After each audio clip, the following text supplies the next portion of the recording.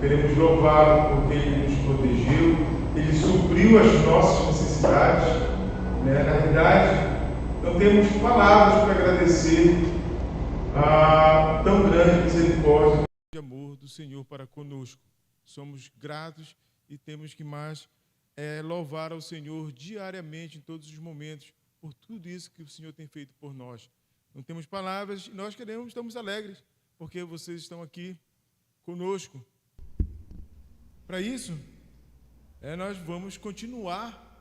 Ainda, domingo passado, nós iniciamos a falar do Salmo 116, que o tema foi, e hoje também será, o testemunho acerca das orações respondidas, revela uma alegria contagiante e gratidão emocionante, convocando outros fiéis para adorarem junto ao Senhor.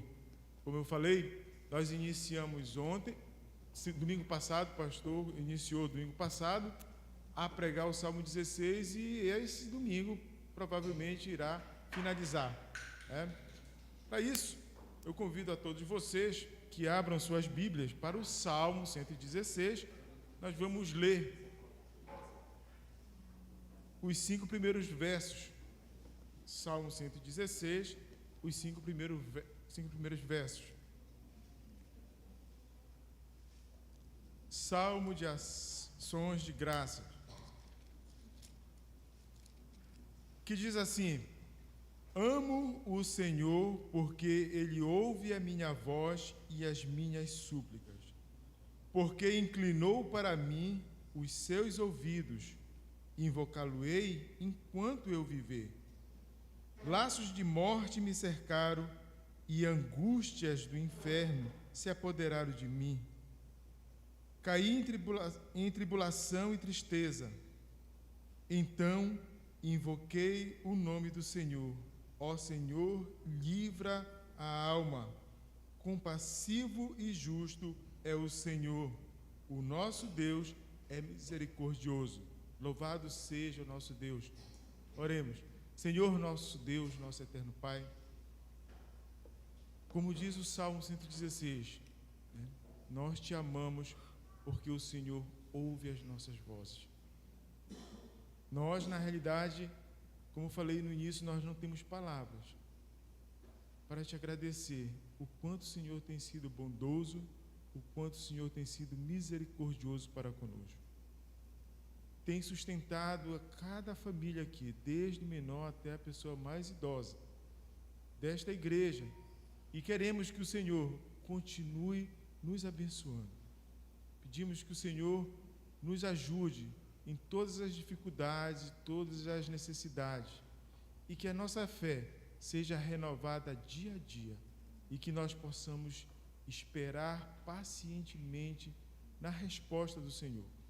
Sabemos que não é fácil, todas as tribulações que nos cercam, mas o Senhor tem feito a diferença nas nossas vidas, e tem nos sustentado, e tem nos dado a resposta na hora certa. E que nós possamos esperar e confiar no Senhor e na Tua hora e na Tua vontade. Pedimos, Senhor, por esta noite, por este culto, que o Senhor esteja nos abençoando, abençoando as pessoas que estão vindo para cá, que o Senhor traga na paz e segurança, e que os nossos louvores cheguem até a Ti como aroma suave. Muito obrigado, Senhor, nós te agradecemos em nome e por amor de Jesus. Amém? Muito bem, vamos cantar a nossa primeira canção desta noite. Deus está presente. Entre pecadores como nós. Deus está presente, Deus está presente, Deus está presente, pronto e sempre para nos perdoar.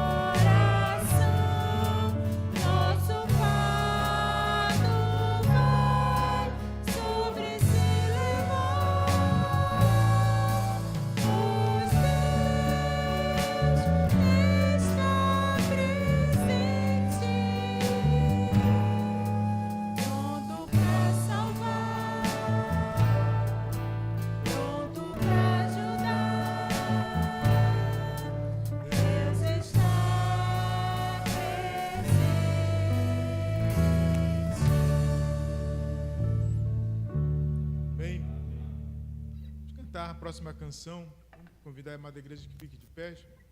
Somos convidados para adorar ao único e verdadeiro Deus. Como o Pai gracioso veio nos amar, preocupado com os que são seus. E diz mais, viu nossa miséria, nossa condição, sem uma esperança, sem uma razão.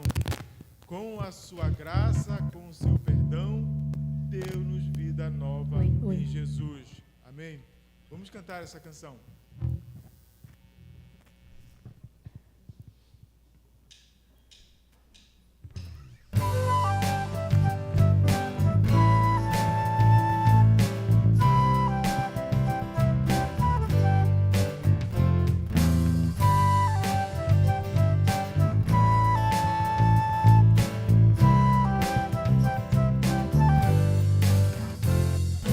Somos convidados para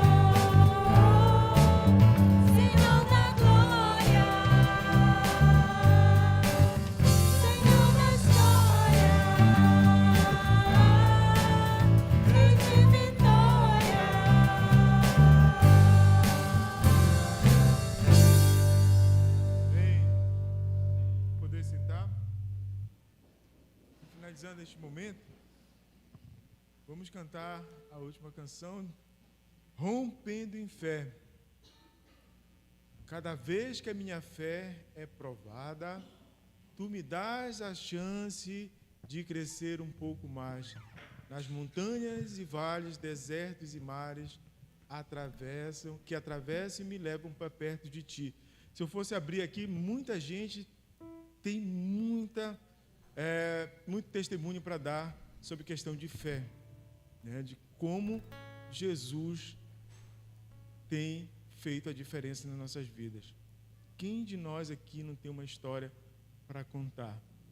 Vamos cantar esta canção lembrando dessa fé que nós temos no nosso Senhor Jesus Cristo, no nosso Deus, que traspassa tudo e qualquer coisa que podemos imaginar.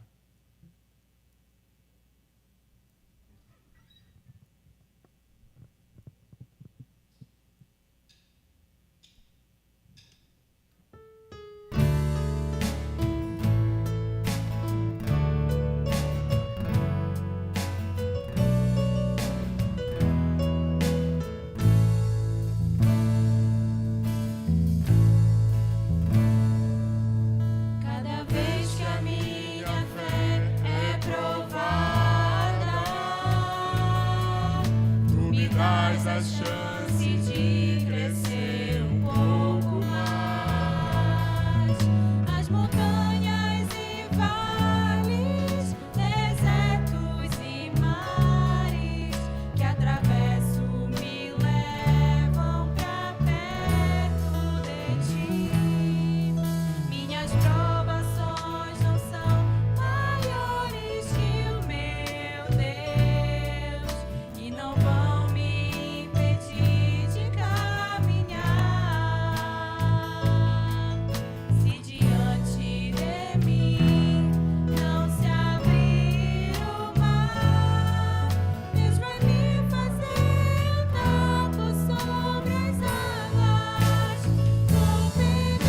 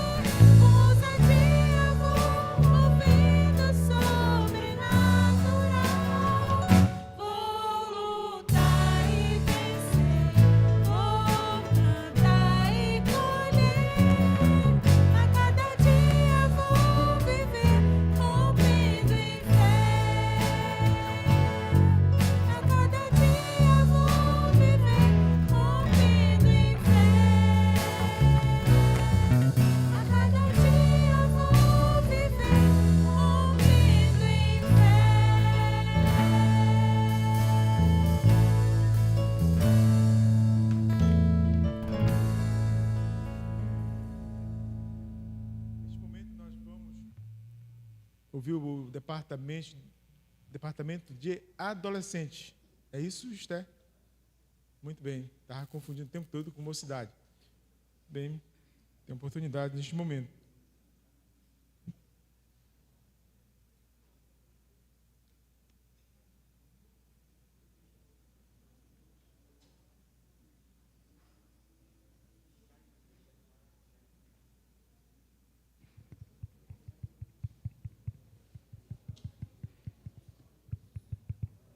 Oi, som. Boa noite.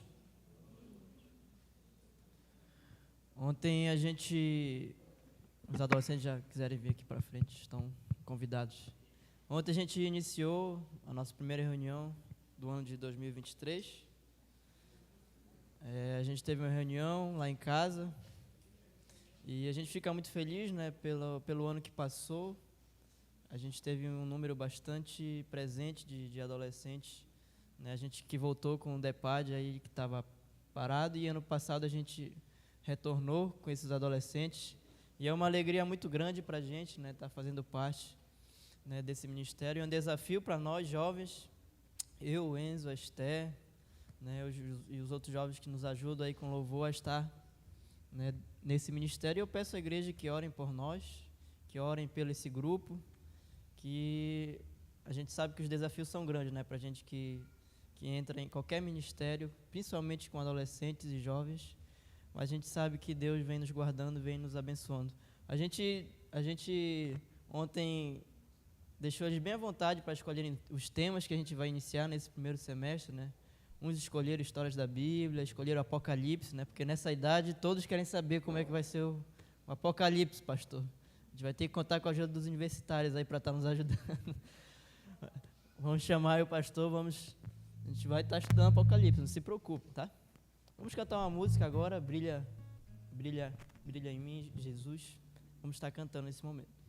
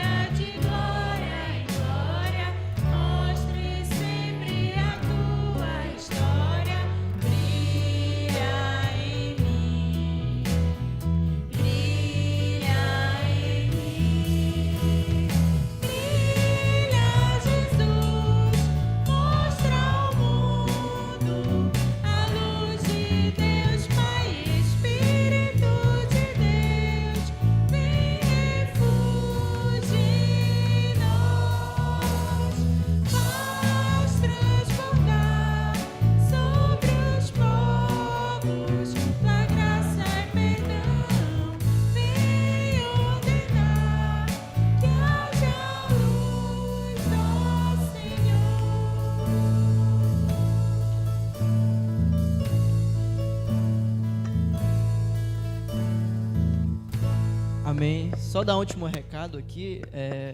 A gente pediu para que esse ano eles tivessem convidado os amigos, né, vizinhos. Então, se você conhece um adolescente, vizinho, e os pais também podem cobrar deles, viu, para convidarem um amigo da escola e da vizinhança para estarem participando das nossas reuniões, tá bom? Deus abençoe a todos.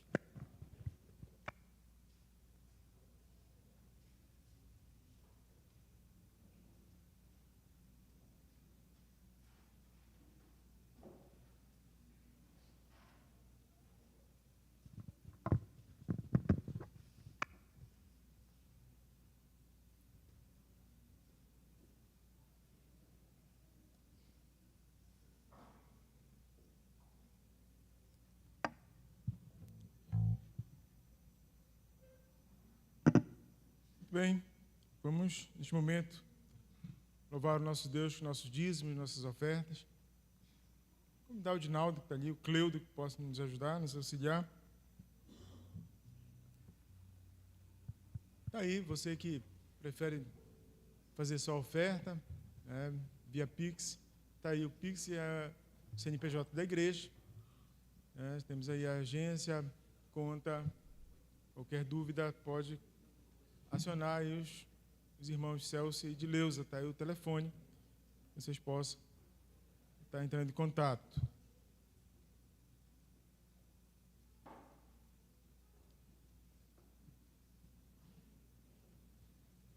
Enquanto estamos escolhendo a oferta, eu peço já que vocês abram suas Bíblias para lá, para Jonas, lá para o capítulo 2, lá no Velho Testamento. São apenas 10 versos. Nós vamos fazer a leitura desta noite.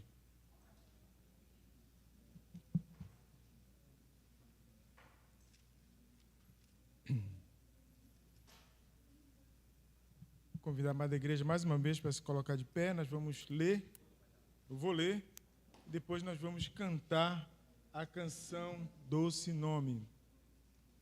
Jonas, capítulo 2. Depois de Obadias, tem os avisos. Okay. Os avisos. Okay. Antes de lermos, tem os avisos aqui. Sábado, tem reunião de departamento feminino às 17h30 aqui no prédio da igreja. Okay. Após o culto, venda de hot dog e cachorro-quente em prol à vinda do casal Anjo, a Sabrina e Felipe. Já estiveram aqui numa das nossas conferências missionárias, ok? Mais algum? Bem.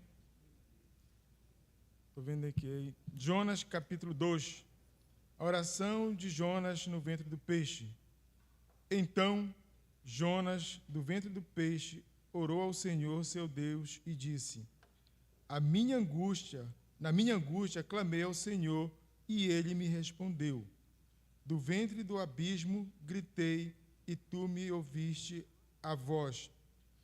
Pois me lançaste no profundo, no coração dos mares, e a corrente das águas me cercou. Todas as tuas ondas e as tuas vagas passaram por cima de mim. Então eu disse: lançado estou diante dos teus olhos. Tornarei, porventura, a ver o teu santo templo? As águas me cercaram até a alma, o abismo me rodeou, e as algas se enrolaram na minha cabeça. Desci até aos fundamentos dos montes, desci até a terra, cujos ferrolhos se correram sobre mim para sempre. Contudo, fizeste subir da sepultura a minha vida, ó Senhor meu Deus. Quando dentro de mim desfalecia a minha alma, eu me lembrei do Senhor e subi a ti a minha oração no teu santo templo. Os que se entregam à idolatria vã abandonam aquele que lhe és misericordioso. Mas, com a voz do agradecimento, eu te oferecerei sacrifício, pagarei. Ao Senhor pertence a salvação. Falou, pois, o Senhor ao peixe, e ele vomitou a Jonas na terra. Que Deus abençoe esta leitura dos nossos corações. Daqui a pouco o pastor vai trazer a mensagem e vai discorrer um pouco mais sobre essa passagem. Vamos cantar a canção Doce Nome. Só de ouvir tua voz e sentir teu amor, só de pronunciar o teu nome, os meus medos se vão, minha dor, meu sofrer, pois de paz tu inundas meu ser. Vamos cantar.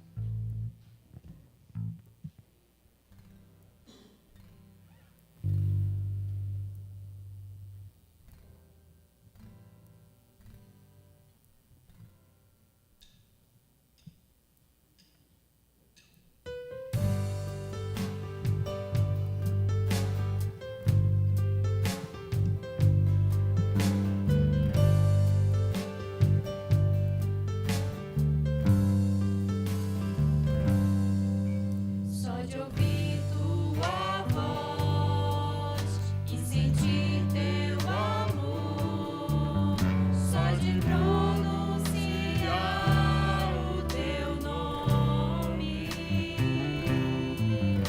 os meus medos se vão, minha dor, meu sofrer, pois de paz tu inundas meu ser. Só de ouvir tua voz e sentir teu amor, só de pronunciar o teu nome,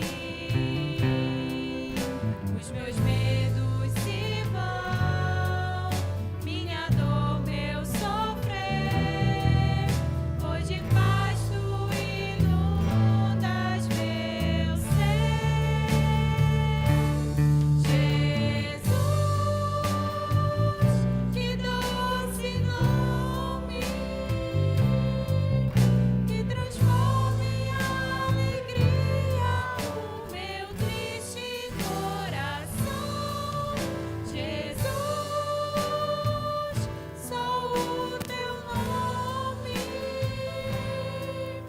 é capaz de dar ao homem salvação.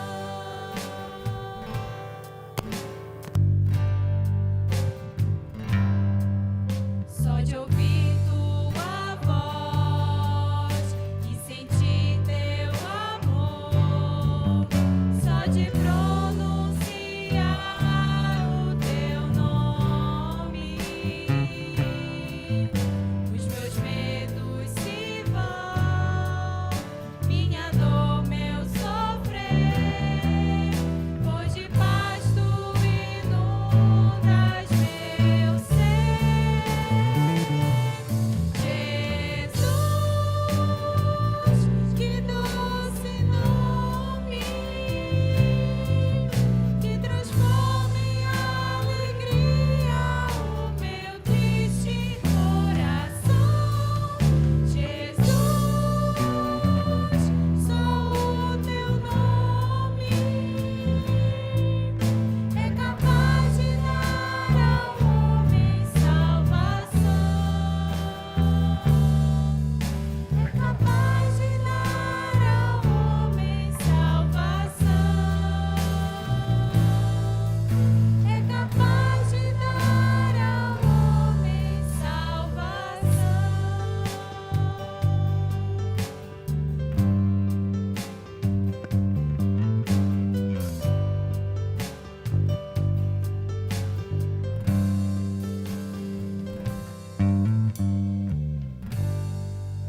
Poder sentar.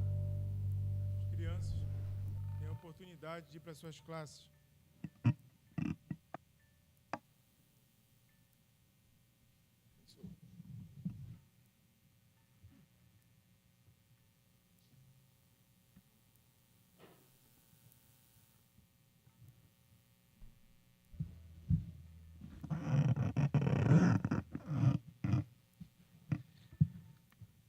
Graça e paz, irmãos.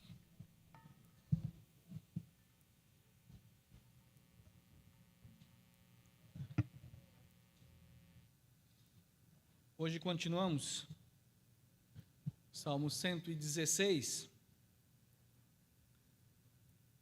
Semana passada nós começamos, lembrando que a ideia toda do Salmo nos faz pensar acerca do salmista como sendo uma pessoa que está testemunhando de uma resposta à sua oração. Bem poderia ser Jonas, a gente acabou de ler capítulo 2, que é uma poesia, é uma maneira poética que está no livro de Jonas, poderia ser uma canção a ser cantada também, e vários dos elementos que nós vemos ali na oração de Jonas, elas estão bem ligadas ao Salmo 116, mas é quase certeza que não foi Jonas que escreveu o Salmo 116. Lá no céu nós saberemos quem escreveu, aqui na terra vai ser muito difícil nós chegarmos a um consenso, mas a grande verdade que o Salmo traz para nós é exatamente esse testemunho de uma pessoa que, no seu clamor, na sua angústia, na sua dor, de estar ali no quase morte, ele ora e dessa maneira então ele vem mostrando às pessoas, ele vai demonstrar, ele vai chamar pessoas, ele vai convocar pessoas para que juntos possam adorar o Senhor. Então nós vemos realmente aí no Salmo dizendo, Deus respondeu a minha oração, e dessa maneira então ele vai revelando um coração muito grato, há uma devoção que é contagiante, é emocionante, né, que nós vemos dentro do Salmo 116, e nesse sentido ele convoca a todos nós, não só o pessoal da sua época, mas a nós, que lemos, já que Deus preservou essa palavra como a sua palavra, essa convocação é para nós também nos dias de hoje. Semana passada a gente olhou e vimos, aí dos versículos 1 a 11, né, dentro das afirmações que nós vemos no Salmo, que expressam realmente uma vida piedosa. Primeiramente ele diz que todos nós, você e eu, temos razões acerca do amor de Deus. Ele pode ver, por isso ele começa, eu amo o Senhor. Então ele vai listar aí para nós várias razões desse amor do Senhor, de que maneira ele vê esse amor do Senhor, de que maneira ele realmente entende esse amor do Senhor, que ele tem, que ele pode expressar esse amor para com o seu Deus, de que maneira ele vê esse amor na sua vida sendo expressa diante do Senhor. E agora temos aí a segunda afirmação, que nesse sentido vem de dizer para todos nós que você tem resoluções do amor do Senhor. Ou seja, ele vai agora então colocar aí alguns detalhes que nós chamamos de resoluções, ou seja, por que ele pode realmente amar o Senhor, o compromisso que ele vai firmar para continuar amando ao Senhor e expressando o amor ao Senhor, independente, podemos assim dizer, olhando para o contexto bíblico, independente das circunstâncias.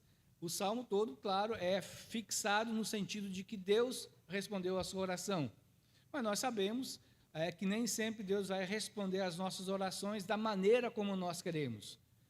No caso dele, ele suplicou pela sua vida, para que Deus o restaurasse, para que Deus lhe desse mais algum tempo de vida. Da mesma maneira, o próprio Jonas também ora e grita, ele clama lá do peixe, da barriga do peixe, para que Deus o preserve. E ele lá faz um compromisso, diz, quando eu puder voltar ao templo, eu vou louvar o Senhor, eu vou oferecer sacrifícios, que era o costume de adoração no Antigo Testamento. E sabemos que isso aconteceu no sentido de que Jonas foi liberto, Jonas foi salvo, embora o livro não nos traga quando ele chegou a oferecer os seus sacrifícios, mas com certeza pensamos que Jonas agiu dessa maneira. Então, dentro aí do que nós vamos perceber, a partir dos versos 12 até o verso 19, nós realmente vamos ver essas descrições que o salmista coloca, que são a parte da resposta humana de um compromisso de tomar realmente a sério, levar a sério, ou se manter a sério, podemos assim dizer, em uma vida piedosa, diante das manifestações da graça, da misericórdia, da bondade do Senhor. Por isso ele vai começar aí para nós, no versículo 12, que darei ao Senhor por todos os benefícios para comigo. De que maneira, talvez numa outra tradução, como eu vou retribuir ao Senhor as coisas que Ele tem feito por mim. Claro que ele pensa especificamente no caso dele, mas podemos dizer que ele também poderia colocar isso em muitas outras coisas, em muitas outras situações da sua vida, em muitos detalhes da sua vida. Assim como nós também podemos, e podemos dizer como é que você, como um crente, pode expressar a sua gratidão, como é que você pode demonstrar a sua devoção pelas respostas de Deus às suas orações. E o salmista vai então vai nos ajudar a entender aquilo que nós já temos visto aí desde a época do retiro, da ideia da piedade, que é esse compromisso, sim, que nós temos de desejar a Deus. E que esse desejar a Deus vai ter um resultado na vida de cada um de nós, que é viver segundo a vontade, segundo o querer de Deus e fazer o que agrada a Deus. Então, esse princípio da piedade, dessa devoção, desse desejar a Deus, se expressa assim, através de um viver e através de um agradar a Deus. E podemos, de certa maneira, entender e lembrarmos um pouco daquilo que vimos, já que dentro de todo o Salmo nós vemos a piedade como um estilo de vida, como uma maneira de viver do salmista, que a piedade é como uma terra de jardim onde nasce e cresce o caráter e a conduta. A gente falou isso semana passada, que, na verdade, o caráter e a conduta não é o que causa a piedade. Você não é piedoso porque você tomou uma decisão de viver de uma maneira. Você é levado a viver de uma maneira porque o seu coração é piedoso. Se você, simplesmente uma questão de você não estar devoto a Deus, não desejar a Deus, a conduta e o caráter moralmente bom, eticamente bom, é simplesmente um efeito religioso. Mas o sentido espiritual que nós queremos, da piedade, o caráter e a conduta são resultados dessa busca da piedade, desse envolvimento da piedade, desse desejar, desse temor, desse amor para com a pessoa de Deus. Alguém chegou a falar, eu realmente não sei, só peguei essa citação, que também dizia que aprendeu com alguém que aprendeu com alguém. Ele diz, se você tentar agradar a Deus sem tomar tempo para andar e estar com Ele, e sem estabelecer um relacionamento íntimo com Deus, então piedade não existirá em você. Repito, se você tentar agradar a Deus sem ter tempo para andar com Deus, sem estabelecer um compromisso, um relacionamento pessoal, íntimo com Deus, se você não fizer isso, você não será piedoso. Você pode ser religioso. Infelizmente, isso acontece em muitas igrejas. Com muitas pessoas, elas são simplesmente religiosas, elas não são piedosas. E baseado aí no nosso âmbito, a pergunta é, você tem gratidão pela bondade, pela graça, pela misericórdia, pelos livramentos, pelos suprimentos, pelos cuidados que Deus tem feito na sua vida? E essa gratidão que nós vemos aqui no salmista, ela é sim, se manifesta dentro desse compromisso de uma pessoa piedosa. Ele toma isso, ele toma um compromisso de louvar, de adorar, de engrandecer ao seu Deus, porque o coração dele é um coração piedoso. E as resoluções, então, que o salmista nos coloca, podemos colocar dessa maneira. Primeira resolução, nos versos 12 e 13, proclamar o que ele faz, ou o que ele fez. Então, o salmista realmente se compromete a isso. Verso 12, a gente já leu, que darei ao Senhor por todos os seus benefícios para comigo. E o 13 diz, erguerei o cálice da salvação e invocarei o nome do Senhor. Então, ele entende, Deus tem sido bom. E por essa bondade do Senhor para com ele, ele vai então tomar essa decisão realmente de entender que ele deve dar algo ao Senhor, que ele deve retribuir alguma coisa ao Senhor. E ele fala aí do cálice, que ele coloca dentro desse sentido que vai falar, erguerei o cálice da salvação, que é um termo bastante discutido pelos comentaristas, o que realmente o salmista quis dizer com o cálice da salvação. Pode ser a ideia do cálice de libertação, em que Deus providencia uma abundância para esse salmista ou para qualquer pessoa, são as abundâncias que vêm dentro da vida dos crentes. Então, a ideia pode ser aquela questão do cálice, olhando lá para o Salmo 23, o meu cálice transborda. No sentido lá, era um cálice de água. Aqui a ideia pode ser das libertações, dos cuidados de Deus. Então, vai entendendo que esse cálice realmente está ali, mostrando a salvação, não só no sentido espiritual maior, mas no sentido também do nosso dia a dia, de salvação de várias coisas, dos inimigos, das ciladas, das armadilhas, né, de problemas, né, de situações perigosas, pode envolver essa questão. E aí, claro, temos que lembrar e temos que perguntar quais são as libertações que nós temos recebido. O salmista, ele pode olhar e entender muito claramente o fato de que ele estava à beira da morte. A situação de morte dele foi muito real. Então, ele pode dizer, Deus me livrou da morte. Mas tem libertações de angústias, tem libertações de tristezas, de aflições, que você entende. Deus providenciou alguém para falar alguma coisa, dar um conselho. Deus trouxe à minha mente, estava andando pela rua e de repente passou um crente lá no carro, escutando uma música, e aquela música Deus usou para me consolar, para me alertar sobre alguma coisa. Pode ser que você tenha recebido um versículo lá no WhatsApp e você parou para ler, diz, não, eu vou ler esse versículo agora. Você leu e entendeu, Deus usou essa pessoa que mandou o versículo para falar com o meu coração, trouxe a minha esperança, trouxe para mim alguma maneira de entender que posso confiar no Senhor. Uma série de situações podem ser usadas nesse sentido das libertações, não é? Podemos olhar o próprio fato de que nós, como igreja, devemos então aprender a compartilhar essas verdades. Nós, como membros da igreja, devemos aprender a tornar isso público, a tornar as pessoas que elas possam entender, Deus me livrou, Deus trouxe algo para a minha vida, eu compartilho isso, Deus fez. Então, é uma maneira de nós entendermos como Deus agiu, é uma maneira de reconhecer essa ação de Deus. Os judeus usavam, até hoje usam na Páscoa, que eles comemoram, vários cálices, e tem um terceiro cálice que é chamado cálice da salvação, em que eles cantam o Salmo 116. Então, de alguma maneira, eles entendem que essa libertação, a salvação, não só lá, né, no Êxodo contado para nós, tirando o povo do Egito, mas também no sentido do dia a dia. Deus provê para nós uma série de libertações.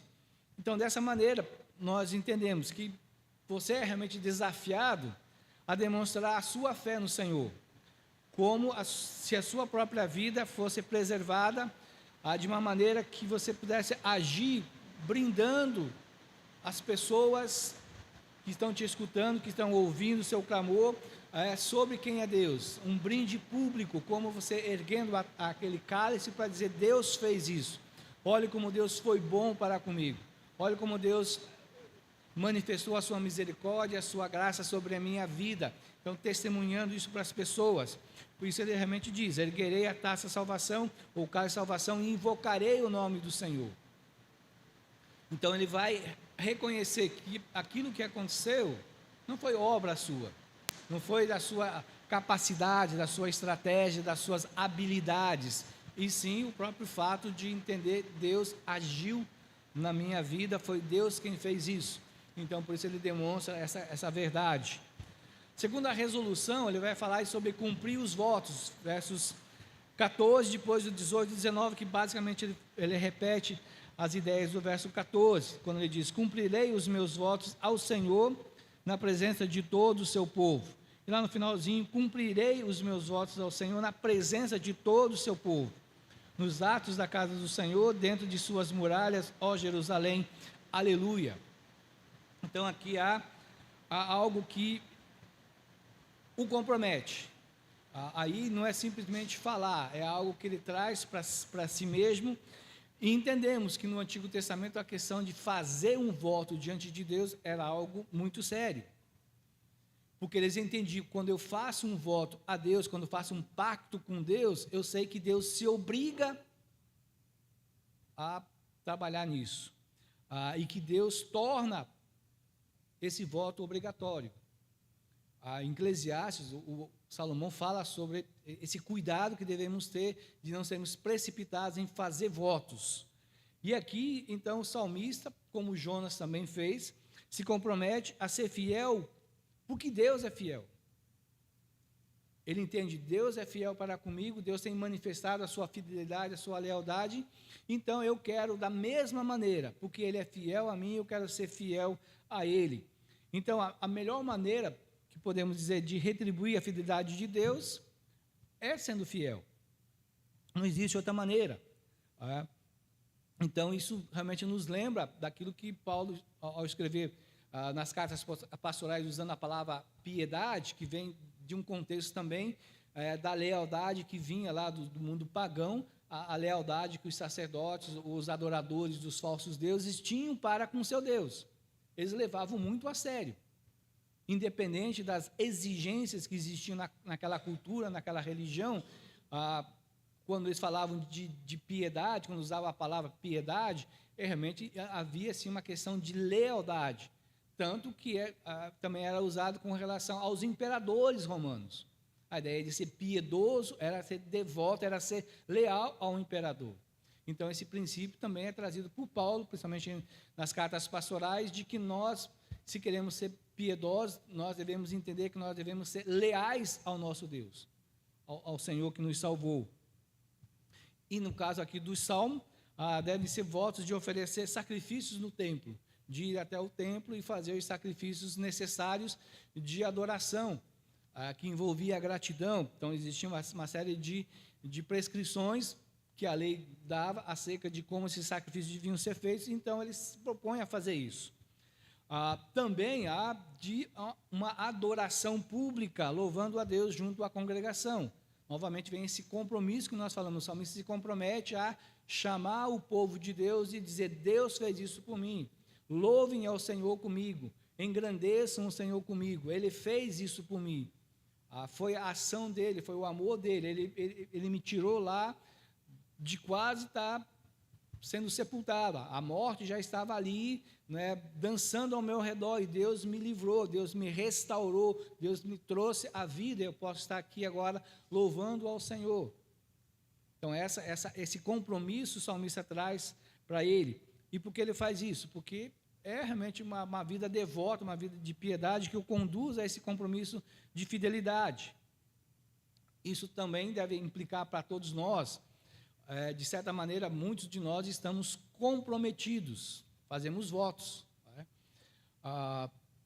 Quem já foi batizado, lembra que você, na maioria dos casos, os pastores sempre perguntam algumas coisas. Normalmente eu pergunto se aquela pessoa está ali por livre e espontânea vontade, se o batismo é reconhecimento de que ela creu no Senhor Jesus Cristo. Ele diz sim, então ele está testificando, testemunhando para todos que ele realmente é crente. Depois, se ele renuncia à carne, ao diabo, às paixões do mundo, se ele diz sim, ele tem um compromisso, ele faz um voto diante da congregação, diante de Deus. Como é que está o seu voto? Você que já foi batizado, você que já se comprometeu, de certa maneira, com Deus nesse pacto, você realmente tem vivido aquilo que o batismo representa? Ou seja, eu estou morto, sepultado e ressurreto com o Senhor Jesus. Também temos os casados, né? A maioria dos que casam dentro da igreja, eu até mesmo que casam no cartório, porque o cartório, muitas vezes o juiz de paz faz algumas palavras lá de se comprometer um com o outro. Mas vamos pensar mais um pouco do pessoal que casa na igreja, sempre há os votos, e no meu ponto de vista, a questão dos votos dos noivos provavelmente seja a parte mais importante da cerimônia. Muito mais do que a pregação, muito mais do que a própria aliança que representa esse compromisso, mas os votos ali são importantes.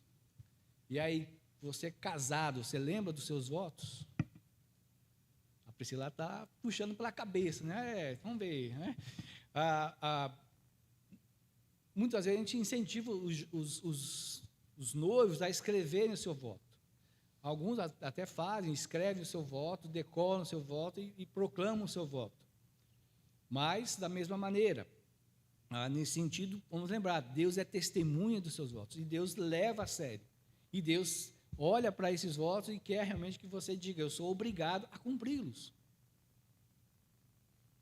Como noivo, como crente, não é? E assim, às vezes, temos outros compromissos que nós assumimos em voto. Então, votar é algo muito sério. Devemos pensar 1, 2, 3 vezes antes de assumirmos votos, compromissos, principalmente tendo Deus como testemunha, tendo Deus como aquele que está ali envolvido naquele pacto que nós vamos fazer. Então, quando nós estamos abatidos, deprimidos, às vezes nós clamamos ao Senhor. E é bem possível que alguns de nós façam pactos com Deus, façam votos. Senhor, se eu sair dessa situação, se eu conseguir sair desse aperto financeiro, eu vou melhorar meu dízimo. Eu vou ajudar o missionário tal nos seus recursos. E aí Deus faz uma coisa meio sobrenatural e as suas contas desaparecem, o dinheiro vem, aparece. E o compromisso? E o voto? Aí você lembra do missionário e diz, poxa, missionário, espera um pouquinho mais, Deus vai te abençoar, mas esse mês está difícil, não é? Espera, já quebrou o voto. Então, é algo sério, quando nós fazemos isso. E a tendência, muitos de nós, em oração, em situações difíceis, é nós fazermos votos. Não posso dizer que seja errado, mas pense 1, 2, 3 vezes antes de você se comprometer com Deus. E se você o fizer, e Deus lhe responder, cumpra o seu voto. Porque senão a mão de Deus vem, de certa maneira, meio pesadinha sobre nós. Pais também fazem votos, pelo menos aqui na igreja fazem votos, quando trazem as suas crianças para serem apresentadas. E nós levamos os pais a se comprometerem com Deus, com o seu filho, com a criança que tem e com a congregação. Mas pensamos somente nos pais, não é? Aquele que nesses últimos anos tem passado por aqui, normalmente a gente usa Deuteronômio capítulo 6. Não é? E perguntando, pai, você realmente vai amar a Deus com toda a sua força, com todo o seu entendimento, com toda a sua alma, com toda a sua mente, para viver dentro do lar uma atmosfera de que você ama a Deus, que o seu filho vai poder perceber no seu palavreado, na sua maneira de viver, de se comportar, de fazer as coisas, que você ama a Deus. Isso também é voto, e Deus leva a sério. Então, pense muito bem nos votos que você já fez, pense muito bem nos votos que você poderá fazer. Temos aí vários jovens, adolescentes, né, que esperam, né, casamento, esperam um dia ter filhos, não é? Então, pense muito bem nesses votos. Deus honra quando nós nos dispomos a fazer isso. Somos imperfeitos, falhamos, sem dúvida alguma, mas devemos reconhecer, devemos buscar clamando ao Senhor para que Ele nos restaure, para que Ele nos dê forças, para que nós possamos nos manter leais ao voto que nós fizemos, ou seja, leal ao Senhor, leal ao nosso cônjuge, ao nosso filho, à nossa igreja, para que nós possamos viver da maneira como o salmista nos encoraja a fazermos isso. A terceira maneira que ele coloca de resolução para nós é louvar ao Senhor, nos versos 15 a 17, e assim ele diz, preciosa é aos olhos do Senhor a morte dos seus santos. Senhor, eu sou de fato teu servo. Eu sou teu servo, filho da tua serva. Quebrastes as correntes que me prendiam. A ti oferecerei sacrifícios de ações de graça e invocarei o nome do Senhor. Então, o que nós vemos, e vamos pensar dentro desse aspecto aí, é que o salmista vai dar algumas razões também para nós louvarmos. Ele vai nessa resolução de louvar ao Senhor, nessa decisão que ele tomou de compromisso de louvar ao Senhor. Sem dúvida, ele também está dizendo que nós devemos pensar de que maneira nós vamos fazer isso e o que nós devemos levar no nosso louvor. Esse louvor, podemos dizer, o seu louvor como adorador, são como gotas, né, dentro do oceano da graça de Deus, de bondade e de cuidados. Não é? Mas devemos fazer. Olhamos aí para esse oceano em que toda a graça de Deus está aí envolvida. Olhamos para esse mar das coisas, obrigado, em que percebemos o quanto Deus tem cuidado de nós. Então, o compromisso de louvarmos e adorarmos ao Senhor é realmente reconhecer algo que Deus tem feito por nós. Por isso ele diz, louve ao Senhor pelas promessas dele. E nesse caso, ele vai falar aí sobre o louvor sendo realmente uma resposta muito espontânea e uma resposta muito adequada de um coração que é piedoso, um coração que ama ao Senhor, de um coração que deseja ao Senhor, de um coração que é temente ao Senhor. E como ele faz isso? Aí, no verso 15, ele vai falar sobre um versículo que é muito usado. Eu sei que muitos podem lembrar desse versículo sendo citado ou recitado quando há uma comunicação de que algum crente morreu. O versículo pode ter esse sentido, porque é bastante usado, indicando que Deus se alegra, que Deus vê a morte do seu filho de uma maneira preciosa, de um valor realmente imenso, e que Deus agora está satisfeito com ele. Mas, provavelmente, não é esse o sentido do salmista, não é essa a intenção do salmista. Ele não está falando da morte propriamente já ocorrida. Ele está falando no sentido de que isso pode indicar que a morte de um filho é para Deus algo muito caríssimo para ele. E no caso do salmista, ele realmente vai dizer que Deus vê a morte como algo muito caro para ele, o Senhor, por isso ele poupa o salmista. Da mesma maneira como nós vemos lá Paulo dizendo que estar com Cristo é incomparavelmente melhor, é muito melhor estar com Cristo. Mas, se a minha vida ainda tem serventia, se ainda posso servir ao Senhor, se ainda posso ser útil no trabalho do Senhor, quero viver. Então, é mais ou menos essa ideia, né, que nós podemos pensar aqui do salmista. E o verso que nós já trabalhamos, aí o verso 3, lá, os laços de morte me cercaram, provavelmente tem essa mesma intenção, a ideia é realmente a mesma, ou seja, estava diante de uma situação muito grave e Deus me valeu, Deus realmente me acolheu.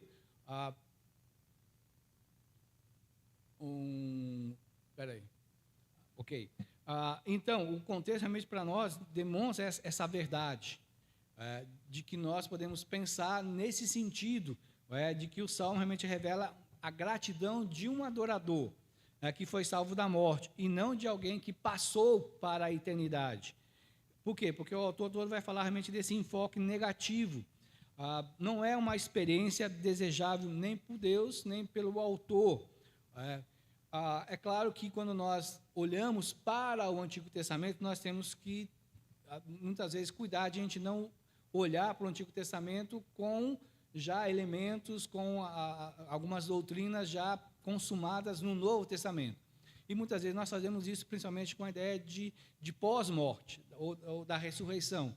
O Antigo Testamento dá garantias para os adoradores, do Antigo Israel acerca da eternidade, da misericórdia de Deus que dura para sempre, mas é uma doutrina que não foi muito desenvolvida no Antigo Testamento. Ela vai ser melhor desenvolvida a partir do Novo Testamento. Mas os israelitas, os verdadeiros adoradores lá, eles entendiam que a morte não era o fim. Não era uma coisa, morreu, acabou, não sei o que vai acontecer depois da morte. Então, vários deles, principalmente nos Salmos, você vai ver muito que a misericórdia do Senhor dura para sempre. A fidelidade do Senhor dura para sempre. Por que ele diz dura para sempre? Ou por toda a eternidade? Porque eles podem dizer, depois que eu morrer, eu continuarei na presença do Senhor. A misericórdia do Senhor, o cuidado do Senhor, a fidelidade do Senhor estará sobre mim.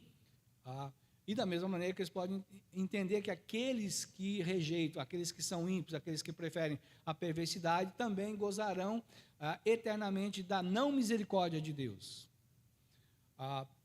Mas esses elementos são, claro, pensados ao longo de todo o trabalho, né, do Antigo Testamento. Daniel é aquele que mais já próximo de nós, né, pelo menos 600 anos antes de Cristo, né, ele já começa a falar sobre essa questão, já entende essa questão, usando a própria expressão da ressurreição. Mas nós também vemos Jó, que é aí mais ou menos contemporâneo de Abraão. Talvez o primeiro livro a ter sido escrito na história da igreja a bíblica foi o livro de Jó. Ele já também pensa nesse fato de que há uma eternidade com Deus. Então, para o israelita, para o verdadeiro israelita, a morte não era simplesmente o fim. mas a maioria deles sempre olha, e a palavra, em muitos lugares, para sepultura, para cova ou para inferno, é a mesma palavra.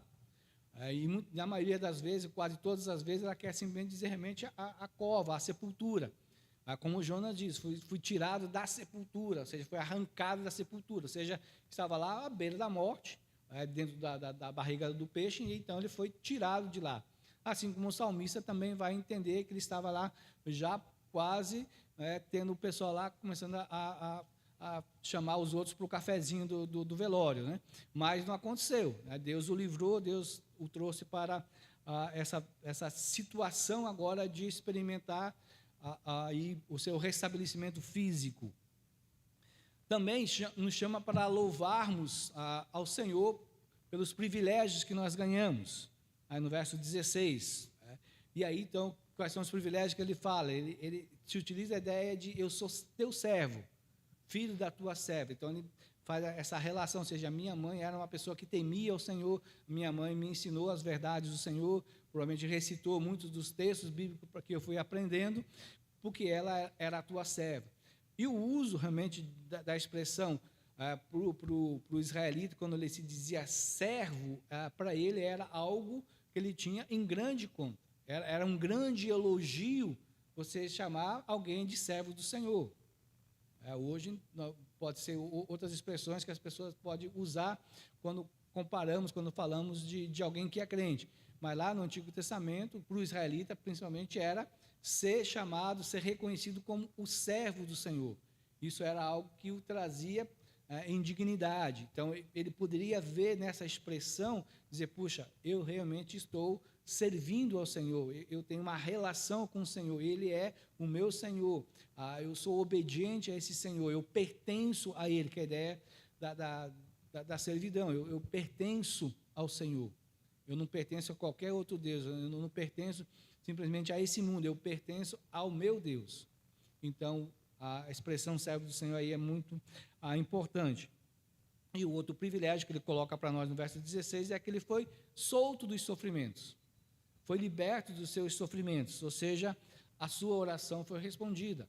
Aquilo que lhe causava angústia, a aflição, os temores da morte, nós não sabemos exatamente se foi uma doença ou uma situação pela qual ele passou, se estava prisioneiro, lá pronto a ser fuzilado, alguma coisa assim, a gente não sabe qual era a situação que ele estava vivenciando, mas simplesmente o fato de que tudo aquilo causou angústia, aflição, desânimo, desespero no coração dele, ao ponto de ele entender, estou com os dias contados, minhas horas estão contadas, não tem mais muito o que fazer, a não ser ele clamar ao Senhor, pedir ao Senhor que o livre daquilo.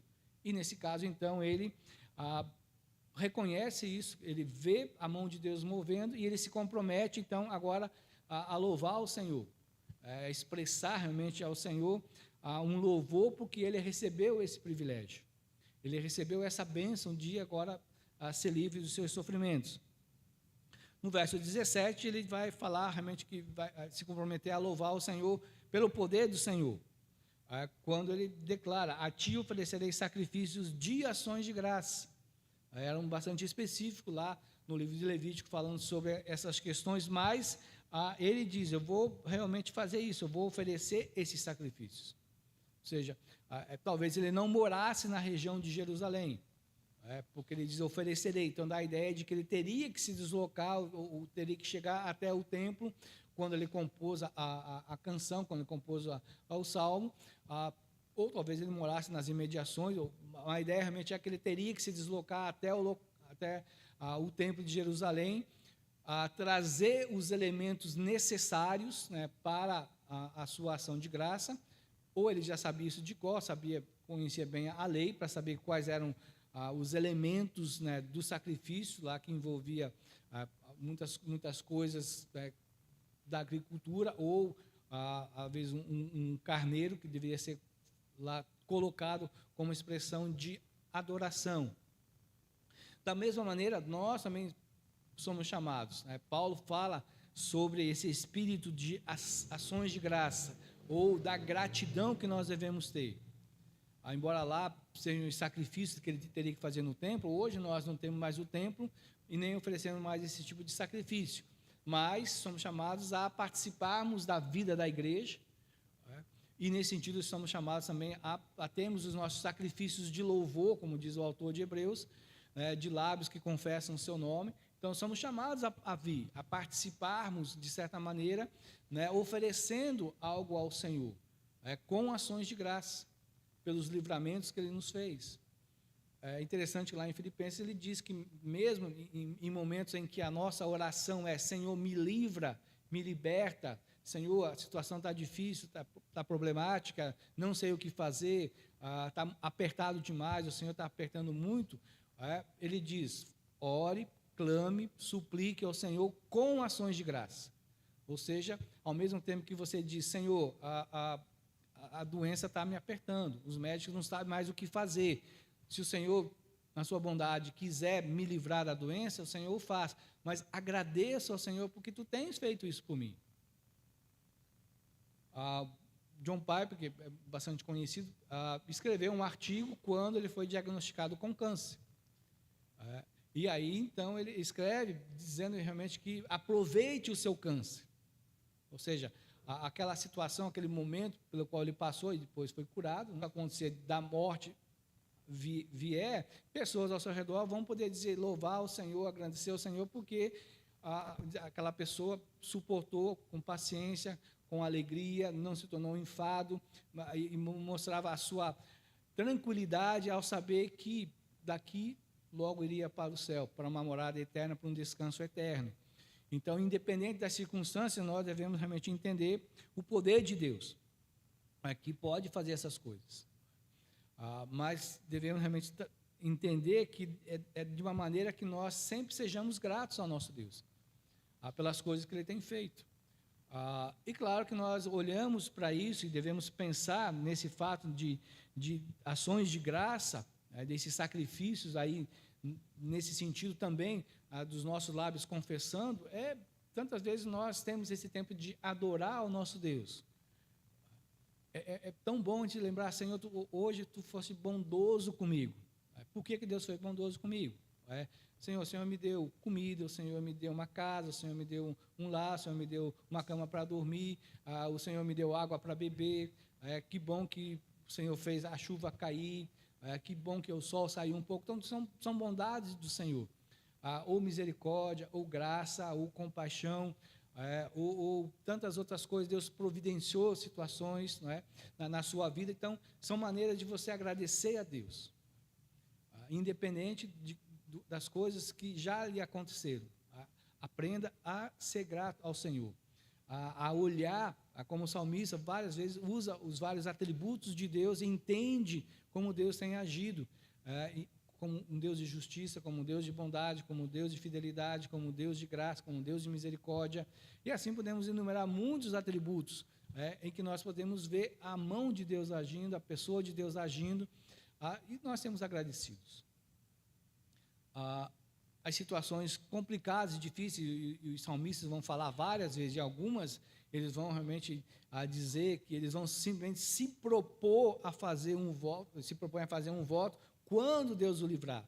Em alguns casos, nós nunca soubemos se aquele salmista conseguiu resposta à sua oração, mas ele fez um voto. Se o Senhor me livrar, se o Senhor fizer isso, então eu vou louvar o Senhor, vou reunir a congregação e vou louvar o Senhor. Cremos que talvez tenha acontecido. Da mesma maneira, então, nós olhamos com essa declaração, realmente, que começa aí com a gratidão, e podemos dizer, ele termina o Salmo da mesma maneira como ele começou, declarando o amor para com seu Deus. E agora, claro, enfatizando a glória do Senhor. E novamente dentro de um compromisso, invocarei o nome do Senhor. Então esse compromisso, essa resolução de invocar o nome do Senhor, seja de pronunciar o nome do Senhor, de falar o nome do Senhor, de clamar ao nome do Senhor, ou a pessoa do nosso Deus, antes de qualquer coisa. Então, em situações como a que nós vemos do salmista, em que a vida dele estava por um fio, a gente pode trazer para a nossa realidade. Quantas vezes, quando a situação na nossa saúde aperta, a primeira coisa que a gente faz, corre para o médico, corre para a farmácia, corre lá para a feira, né, para ver algumas ervas, alguma coisa, chama a vovó, pergunta qual é o chá que pode tomar, não é? Ele te quer se livrar da doença, não é? E às vezes a gente passa 2, 3 semanas. Médicos são bons, são necessários, enfermeiros, a medicina é importante, devemos dar valor a essas coisas, mas, como crente, talvez a nossa primeira ação de recorrer é o Senhor. Senhor, se o Senhor quiser, me livra disso. A dor está muito grande, não é? Mas o Senhor pode fazer. Não é? Às vezes a gente pergunta, né, quando o Vanete teve com a vesícula, eu orei, Senhor, né, tira as pedras da vesícula, né? Mas será que Deus pode fazer isso, não é? Mas pode ser que não queira, então dá um jeito, né? Aí vai ao médico, faz a cirurgia, tira a vesícula, mas Deus tem poder para fazer isso, para remover pedra da vesícula, pedra do rim, câncer, né? Deus pode fazer isso. Assim como Deus pode usar os médicos, usar a medicina, usar as medicações para nos trazer a cura. Mas aprendamos a invocar o nome do Senhor, ou seja, Senhor, eu vou ao médico, dá sabedoria.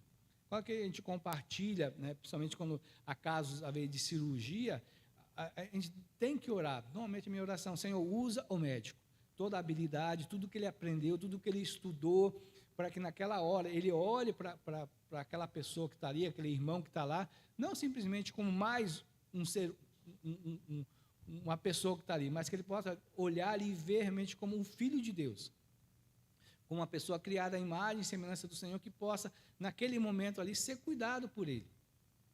Então, é dessa maneira que nós podemos olhar e observar essas situações e podemos orar por aquele médico, por aquela equipe, e, Senhor, se na tua vontade, faça com que esse irmão saia ali bem, né, e possa louvar o Senhor, assim como temos visto muitos aqui, depois de testemunhar, Deus guardou, Deus protegeu, Deus usou os médicos, agora estou aqui, novamente, informa e fazendo as coisas, não é? Então, é invocar o nome do Senhor, independente das circunstâncias que nós estamos vivendo, e quando está tudo bem, devemos, da mesma maneira, continuar invocando ao Senhor, agradecendo, Senhor, que bom, o dia foi tranquilo, não tive problema nenhum no trânsito, não tive problema no trabalho, as coisas deram certo, os negócios que estava tratando realmente aconteceram bem, obrigado porque o Senhor fez isso. Então, esse espírito de gratidão tem que estar nos nossos corações. Eu creio que essa é uma maneira que o salmista nos coloca para nós, nessa parte final dos versos 15 a 17, de entendermos que nós temos muitos motivos para louvarmos ao Senhor. E, nesse caso, ele diz, se comprometa, tome essa decisão de você ser uma pessoa grata, que você louve ao Senhor em todas as circunstâncias que Ele faz, seja, né, pelos privilégios que você tem de ser salvo, de ser filho, de ser justificado, como nós vimos hoje pela manhã, das promessas de Deus sobre a sua vida, do amor dEle, do cuidado dEle, da eternidade que Ele promete a todos nós, não é, do poder dEle que se revela em todas as circunstâncias. Então, aprendamos como salmista, a entregarmos também às pessoas, à igreja, o nosso testemunho do que Deus fez por nós. Oremos. Senhor, nós agradecemos e louvamos a Ti pela Tua palavra, porque ela sempre é oportuna, ela fala aos nossos corações, ela nos ensina, mesmo Deus olhando para uma composição como o Salmo 116, escrita há séculos atrás, mas tão atual, tão importante na vida de cada um de nós, como as palavras do salmista falam ao coração de muitos de nós, como nós podemos ver na vida dele, paralelo às nossas vidas, mas que as razões que ele apresenta, as resoluções que ele apresenta sobre amar ao Senhor, a disposição dele a amar ao Senhor, de viver uma vida devota ao Senhor, sejam também resoluções que nós tomamos, de vivermos essa vida piedosa, de uma maneira que nós possamos louvar o seu nome, e que nós possamos reconhecer o Senhor, proclamar o que Ele tem feito, de cumprir os votos, quando nós fizermos, de sermos leais ao Senhor. Coloca isso, Deus, no coração de cada um de nós, nos abençoa com a Tua palavra, nos sustenta com ela. Eu oro no nome do Senhor Jesus. Amém.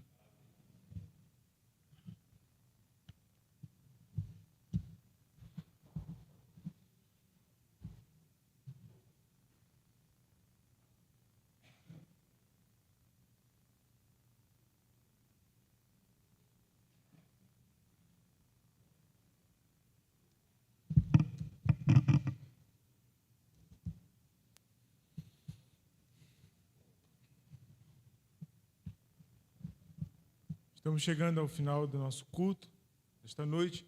Queremos muito agradecer a presença de todos vocês. Queremos desejar um bom fim de noite, uma boa semana. Só lembrando que logo após o culto, aqui ao lado, nós vamos vender, né, vai ter venda de cachorro-quente, hot dog, né, R$5, mais refrigerante, está só num pacote, né? Cachorro-quente, mais refrigerante, R$5, para que a gente possa estar ajudando a trazer o casal Sabrina e Felipe, os missionários, né? Vai ter um tempo aqui com a igreja, né? Especificamente com o Departamento de Mocidade e Adolescente, né? Se você prestou atenção no início do nosso culto, nós lemos o Salmo 116, que ele falou assim, olha, amo o Senhor porque Ele ouviu a minha voz e a minha súplica. Depois nós cantamos, Deus está presente, né, entre pecadores como nós. Depois nós cantamos, somos convidados a adorar ao único e verdadeiro Deus. Depois nós cantamos, toda vez que a minha fé é provada, eu tenho a chance de crescer um pouco mais, né?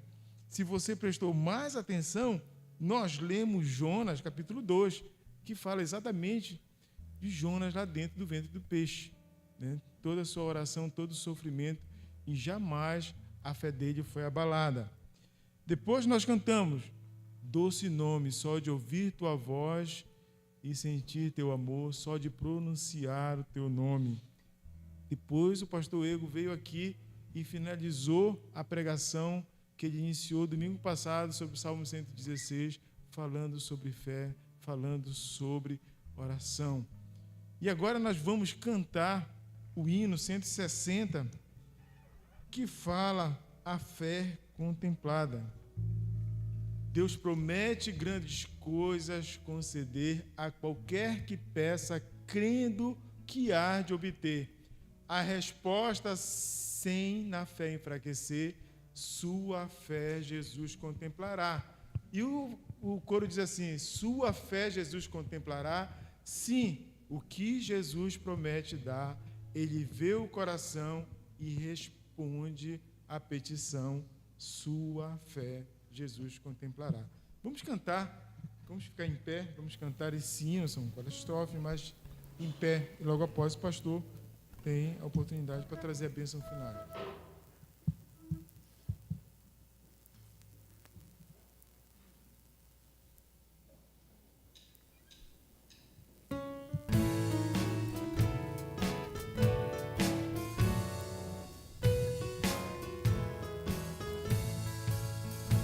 Deus promete grandes coisas conceder a qualquer que peça, crendo que há de obter. A resposta sem na fé enfraquecer, sua fé Jesus contemplará. Sua fé Jesus contemplará. Sim, o que Jesus promete. Ele vê o